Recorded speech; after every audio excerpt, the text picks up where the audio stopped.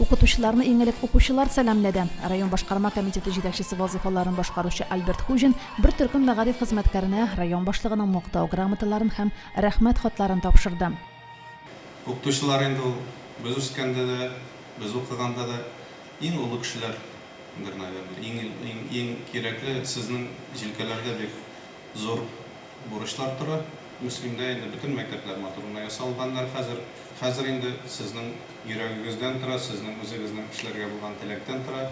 Шул балалар нәрсә белән, нинди багаж белән чыгып китәләр бу ТБСАсыннан. Бәйрәм гадәттәгечә бүләкләргә бай булды. Лилия Хабибуллина мәгариф идарәсенең мактау грамоталары белән бүләкләде. Бер төркем мәгариф хезмәткәре Татарстан Республикасы профсоюзлары комитетының мактау грамоталарына лаек булды. Хөрмәтле коллегаларым, әлеге күркәм бәйрәм укытучылар көне уңаеннан барыгызга да исәнлек, саулык, яңа уңышлар, яңа үрләр, бетмәс-төкәнмәс энергия телим. Сез биргән һәр дәрес укучыларга яңа белемнәргә, яңа ачышларга, фәнни ачышларга үтәрсә иде. Тормыш сезгә һәм укучыларыгызга бары тик бишле билгеләре генә куйса иде. Бәйрәм белән хөрмәтле коллегалар.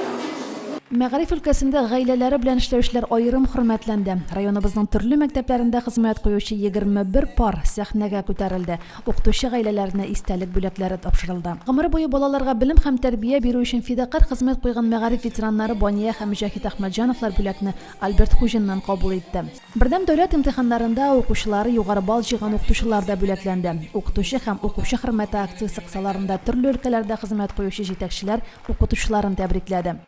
Иң авыр хезмәт кем, нинди хезмәт дисәгез, ул чыннан да укытучы хезмәте, чөнки бер генә эштә дә мондый җаваплылык юктыр, чөнки сезнең кул астында киләчәк буынны тәрбияләү. Сез инде көн саен экзамен бирергә барган кебек, яңа дәрес бирергә барасыз. Инде бер генә дәрес түгел, 6-шар, 7-шәр, 8-әр, кемдер инде өстәмә калып, тагын консультативлар алып бара. Рәмилә Сәппуховна безне беренче класста кабул итеп алды. Без кергәндә 25 авыл баласы, авыл мәктәбе булсак та безнең класста иң күбее. 25-28 балада булдык без башлангыч классларда.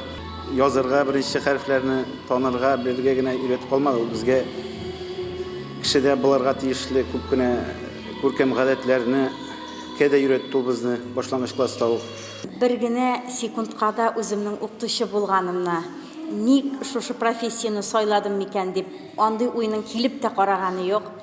Шул хәтле рәхәт итеп эшлибез Тукай мәктәбендә. Коллективыбызны да яратам, үзем укыткан укучыларымны да, һәрберсе бик кадерле.